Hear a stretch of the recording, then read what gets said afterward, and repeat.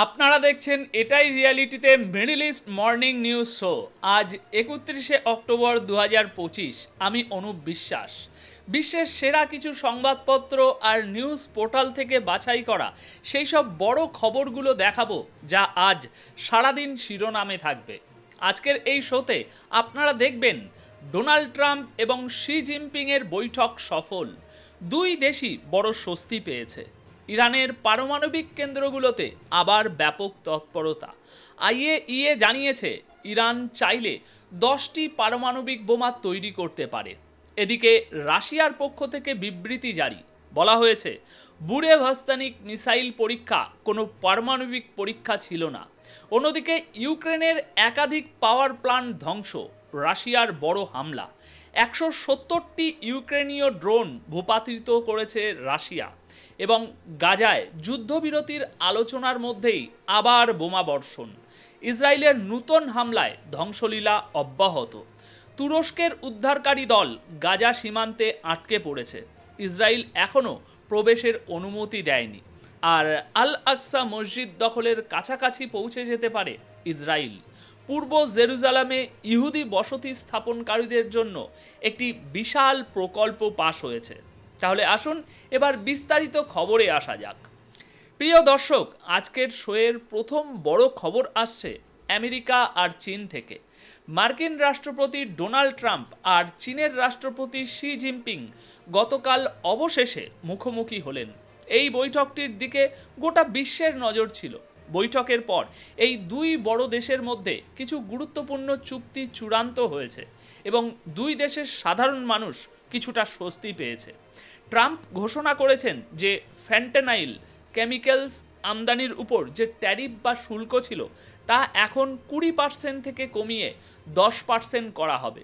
অর্থাৎ ট্যারিফের ক্ষেত্রে চীনকে 10% ছাড় দেওয়া হলো। আর এর মানে হলো আমেরিকা এখন চীনের প্রতি কিছুটা নরম মনোভাব দেখাচ্ছে। ওদিকে সোয়াবিন চুক্তি নিয়েও কিছুটা আশার আলো দেখা গেছে। সেই চুক্তি আবার চালু হয়েছে। ট্রাম্প বলেছেন চীন এখন আবার আমেরিকার কাছ থেকে বিপুল পরিমাণে সোয়াবিন কিনবে। রেয়ার আর্থ ধাতু নিয়েও দুই দেশের মধ্যে সমস্যার সমাধান হয়েছে। ট্রাম্প দাবি করেছেন যে রেয়ার আর্থ ধাতু নিয়ে যে বিরোধ চলছিল তারও সমাধান খুঁজে বার করা হয়েছে। চীনও এই বিষয়টি নিশ্চিত করে জানিয়েছে যে রেয়ার আর্থ রপ্তানির উপর নিয়ন্ত্রণ এবং বন্দর চার্জ দুটোই আপাতত স্থগিত করা হবে। দর্শক, গত কয়েক মাস ধরে এই দুই দেশ বাণিজ্য যুদ্ধ বা ট্যারিফ ওয়ারে জড়িয়ে পড়েছিল, জানিয়ে গোটা বিশ্বই চিন্তায় ছিল। গতকালকের এই বৈঠককে দুই দেশের মধ্যে প্রথম বড় স্বস্তির পদক্ষেপ হিসাবে দেখা হচ্ছে। বৈঠকের পর যা সামনে এলো তা থেকে পরিষ্কার যে দুই দেশই নিজেদের লাভের জন্য নিজেদের মধ্যের তিক্ততা দূরে সরিয়ে রেখেছে।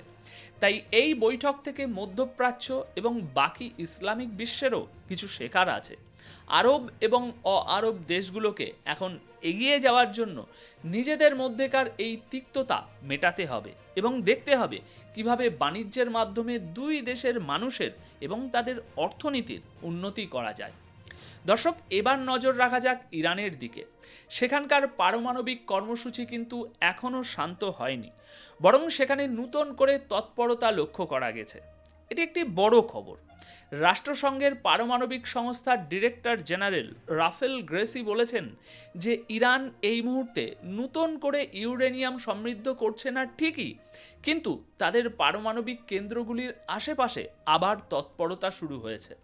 গ্রোসি জানিয়েছেন ইন্টারন্যাশনাল অ্যাটমিক এনার্জি এজেন্সি বা আইএইএ তাদের কাছে ইরানের কেন্দ্রগুলোতে সরাসরি পৌঁছানোর কোনো অনুমতি নেই, অর্থাৎ তারা সেখানে যেতে পারছে না। তাই তাদের দল শুধুমাত্র স্যাটেলাইট ছবির উপর নির্ভরশীল এবং স্যাটেলাইট থেকেই এই নড়াচড়া দেখা গেছে। আর আমরাও আপনাদেরকে 4-5 দিন আগে একটা রিপোর্ট দেখিয়েছিলাম যে স্যাটেলাইট থেকে জানা গেছে ইরানের যে পারমাণবিক কেন্দ্রগুলো মার্কিন বোমা হামলায় ধ্বংস হয়েছিল সেখানে আবার নতুন করে পরিকাঠামো তৈরি হচ্ছে। রাফেল গ্রেসি আরও বলেছেন যে 60% পর্যন্ত সমৃদ্ধ করা পারমাণবিক উপাদান এখনও ইরানে মজুদ রয়েছে, তা শেষ হয়ে যায়নি। তিনি বলেন আমাদের আবার সেখানে গিয়ে নিশ্চিত করতে হবে যে সেই উপাদানগুলো ওখানেই আছে এবং সেগুলোকে অন্য কোনো উদ্দেশ্যে অর্থাৎ বোমা তৈরির জন্য ব্যবহার করা হচ্ছে না। গ্রোসি এই হুঁশিয়ারিও দিয়েছেন যে মজুত করা এই ইউরেনিয়ামের পরিমাণ এতটাই বেশি এবং তা এতটাই সমৃদ্ধ যে যদি ইরান চায় তাহলে ওগুলো দিয়ে প্রায় 10টা পারমাণবিক বোমা তৈরি করতে পারে। যদিও ইরান বারবার বলে আসছে যে তাদের পারমাণবিক কর্মসূচি শুধুমাত্র শান্তিপূর্ণ উদ্দেশ্যের জন্য, কিন্তু পশ্চিমা দেশগুলো এবং এই আইএই এর সন্দেহ যে 2003 সাল পর্যন্ত তেহরান একটি অসংগঠিত পারমাণবিক অস্ত্র কর্মসূচি চালাচ্ছিল। দেখুন, গত মাসে মিশরে আইএইএ এবং ইরানের মধ্যে একটি চুক্তি হয়েছিল যাতে দুই পক্ষের মধ্যে সহযোগিতা আবার শুরু হতে পারে এবং পারমাণবিক কেন্দ্রগুলোতে পরিদর্শন পুনরায় চালু করা যায়, কিন্তু এখনো পর্যন্ত সেই চুক্তি কার্যকর করা হয়নি। এর মধ্যে 2015 সালের পারমাণবিক চুক্তির ইউরোপীয় অংশীদাররা ইরানের উপর রাষ্ট্রসংঘের নিষেধাজ্ঞা আবার আরোপ করেছে। তাদের অভিযোগ, ইরান আইএইএকে পুরোপুরি সহযোগিতা করছে না এবং আমেরিকার সাথেও তাদের কথাবার্তা বর্তমানে বন্ধ। তাই আপাতত ইরান তাদের ইউরেনিয়াম নিয়ে কি করছে তা কেবল তারাই জানে, আর আইএইএ এই বিষয় নিয়ে অত্যন্ত উদ্বিগ্ন। এখন আমার মনে হয় ইরানের কাছে আর কোনো বিকল্প বাকি নেই। ইরানের সমর্থক জনগণ যা চায় ইরানকে এখন হয়তো সেটাই করতে হবে। এবার রাশিয়া থেকে একটি বড় খবর আসছে। ভ্লাদিমির পুতিনের দপ্তর অর্থাৎ ক্রেমলিন থেকে একটি বিবৃতি জারি করা হয়েছে, যেখানে বলা হয়েছে যে রাশিয়ার বুরেভস্তানিক মিসাইল পরীক্ষা কোনো পারমাণবিক ক্ষেপণাস্ত্র পরীক্ষা বা নিউক্লিয়ার বোমা পরীক্ষা ছিল না। রাশিয়া পরিষ্কারভাবে বলেছে দুদিন আগে তারা যে বুরেভস্তানিক মিসাইলের পরীক্ষা করেছিল সেটা পারমাণবিক শক্তিচালিত ইঞ্জিন দিয়ে চলে। এটা কোনো আন্তর্জাতিক পারমাণবিক পরীক্ষার আওতায় পড়ে না, কারণ শুধুমাত্র এর ইঞ্জিনটি পারমাণবিক শক্তি দ্বারা চালিত। এতে কোনো পারমাণবিক বোমা বা ওয়ারহেড লাগানো ছিল না। ক্রেমলিনের মুখপাত্র দিমিত্রি পেসকেভ এই ব্যাখ্যাটি দিয়েছেন আমেরিকার রাষ্ট্রপতি ডোনাল্ড ট্রাম্পের একটি বিবৃতির পর। আপনারা জানেন, গতকাল ট্রাম্প পেন্টাগনকে অর্থাৎ আমেরিকার প্রতিরক্ষা দপ্তরকে 33 বছর পর আবার আমেরিকার পারমাণবিক অস্ত্রের পরীক্ষা শুরু করার নির্দেশ দিয়েছেন। ট্রাম্প বলেছেন, অনেক হয়েছে, সবাই পরীক্ষা করে নিজেদের শক্তি দেখাচ্ছে, এবার আমরাও শক্তি দেখাবো। এখন তারই জবাবে পেসকেভ বলেছেন, ট্রাম্প যদি রাশিয়ার বুরেভস্তানিক পরীক্ষাকে পারমাণবিক পরীক্ষা বলে তাহলে সেটা সম্পূর্ণ ভুল, এটা তার ভুল ধারণা। তিনি আরও যোগ করেন, প্রত্যেক দেশই নিজেদের প্রতিরক্ষা ব্যবস্থা উন্নত করে, কিন্তু তার মানে এই নয় যে সেটা পারমাণবিক পরীক্ষা।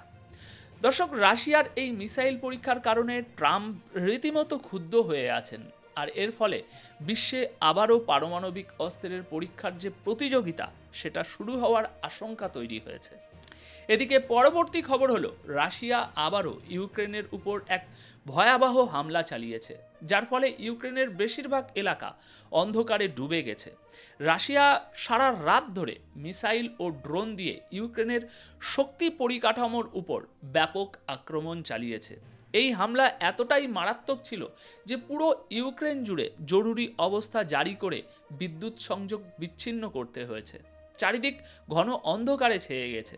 এই হামলায় 3 জন নিহত এবং অন্তত 27 জন আহত হয়েছে বলে খবর আসছে। ইউক্রেনের সবচেয়ে বড় বেসরকারি শক্তি সংস্থা ডিটেক জানিয়েছে যে রুশ সেনারা তাদের বেশ কয়েকটি তাপবিদ্যুৎ কেন্দ্রকে নিশানা করেছে। কোম্পানির পক্ষ থেকে বলা হয়েছে যে এই হামলার কারণে অনেক জায়গায় আগুন লেগে গেছে এবং বিদ্যুৎ কেন্দ্রের গুরুত্বপূর্ণ সরঞ্জাম নষ্ট হয়ে গেছে। ডিটেক আরও জানিয়েছে যে 1 মাসের মধ্যে তাদের তাপবিদ্যুৎ ইউনিটগুলোর উপর এটি 3য় বড় হামলা। তবে এমনটা নয় যে শুধু রাশিয়া একতরফা হামলা চালাচ্ছে, ইউক্রেনও ক্রমাগত রাশিয়ার উপর পাল্টা হামলা চালিয়ে যাচ্ছে। রাশিয়া দাবি করেছে যে তাদের বিমান প্রতিরক্ষা ব্যবস্থা সারা রাত ধরে 170টি ইউক্রেনীয় ড্রোন ভূপাতিত করেছে। রাশিয়ার প্রতিরক্ষা মন্ত্রকের মতে এই বিশাল ড্রোন হামলা রাশিয়ার একাধিক অঞ্চলে চালানো হয়েছে।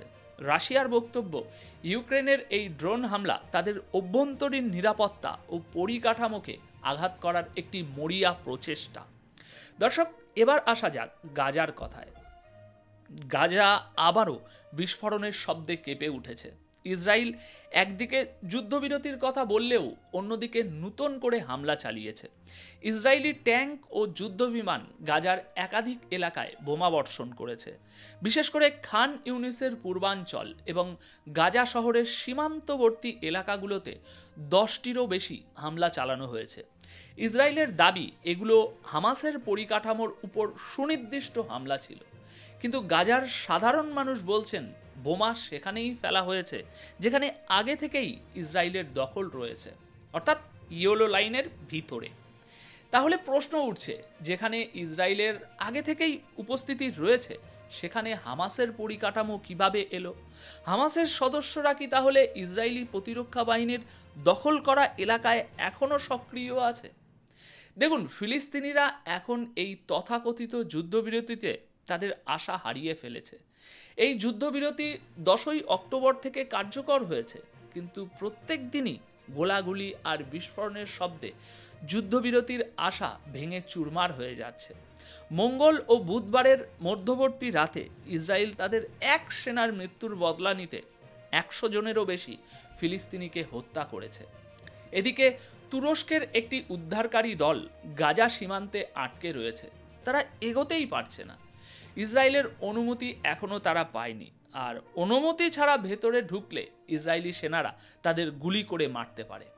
তুরস্কের 81 সদস্যের একটি উদ্ধারকারী দল, যারা দুর্যোগ মোকাবিলায় অত্যন্ত পারদর্শী, তারা 1 সপ্তাহ ধরে গাজার সীমান্তে দাঁড়িয়ে আছে।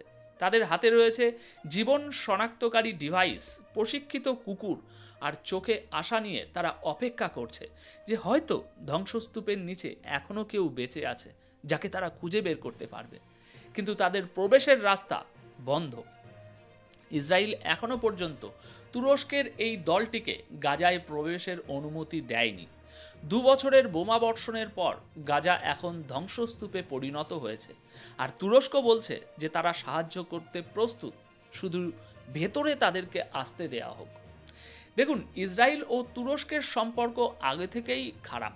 অক্টোবর 2023-এর যুদ্ধের পর থেকে প্রধানমন্ত্রী নেতানিয়াহু গাজায় কোনো তুর্কি সেনার উপস্থিতির ঘোর বিরোধী।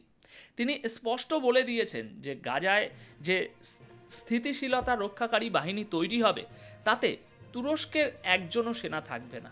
আর এই ভয়ের কারণেই তুরস্কের অসামরিক প্রতিরক্ষা কর্মী এবং ধ্বংসস্তূপ সরানো ও মানুষ উদ্ধারে পারদর্শী বিশেষজ্ঞদের এই দলটিকে ইসরায়েলের ভিতরে যেতে দিচ্ছে না ইসরায়েল, পাছে তুরস্ক ভিতরে ঢুকে নতুন কোনো চাল না চেলে বসে। এদিকে ইসরায়েল তাদের দখলের সীমা আরও বাড়িয়ে দিয়েছে। পূর্ব জেরুজালেমের দক্ষিণে 1300টি নতুন ইহুদি বসতি স্থাপনের জন্য বাড়ি তৈরির অনুমোদন দেয়া হয়েছে। ধীরে ধীরে আল আকসা মসজিদের দিকে এই অবৈধ বসতি বেড়েই চলেছে। ইসরায়েলি সরকার অধিকৃত পূর্ব জেরুজালেমের দক্ষিণে 1300টি নতুন সেটেলমেন্ট ইউনিট তৈরির অনুমোদন দেওয়া হয়েছে। আর এই অনুমোদন এমন একটা সময় দেওয়া হলো যখন আমেরিকার প্রেসিডেন্ট ডোনাল্ড ট্রাম্প এই গত সপ্তাহেই পশ্চিম তীরে ইসরায়েলের বসতি বাড়ানোর নিন্দা করেছিলেন। তিনি বলেছিলেন যে দেখুন, আমরা পশ্চিম তীরে কবজা হতে দেব না, এবং আপনারা যে এই বসতি বাড়াচ্ছেন তা মেনে নেওয়া যায় না, ইসরায়েলকে বলেছিল। ট্রাম্প বলেছিল পশ্চিম তীর নিয়ে চিন্তা করবেন না, ইসরায়েল সেখানে কিছু করতে যাচ্ছে না, কিন্তু তার ঠিক পরেই ইসরায়েল এই বড় পদক্ষেপ নিল। মনে হচ্ছে ট্রাম্প যখনই নিন্দা করেন ইসরায়েল সেটাকে ভুল কাজ করার অনুমতি বলে মনে করে। ট্রাম্প যখন বাধা দেন ইসরায়েলের মনে হয় এটাই মনে হয় ভাই সবুজ সংকেত, চলো। এখন এই পদক্ষেপের ফলে পূর্ব জেরুজালেমকে ফিলিস্তিনি এলাকা থেকে বিচ্ছিন্ন করার এবং পশ্চিম তীরকে 2 ভাগে ভাগ করার ষড়যন্ত্র এখন আরও স্পষ্ট হয়ে উঠেছে। এই ষড়যন্ত্রের আরেকটি দিক হলো এখান থেকে মুসলমানদের জন্য পবিত্র আল আকসা মসজিদে ইবাদত করতে যাওয়া আরও কঠিন হয়ে পড়বে, অথবা তাদের রাস্তা পুরোপুরি বন্ধ হয়ে যেতে পারে। তো দর্শক, আজ এই পর্যন্তই। এই প্রতিবেদনের বিষয়ে আপনাদের যদি কোনো মন্তব্য থাকে কমেন্ট বক্সে অবশ্যই জানাবেন। ভালো থাকবেন, সুস্থ থাকবেন। ধন্যবাদ আপনাদের সকলকে।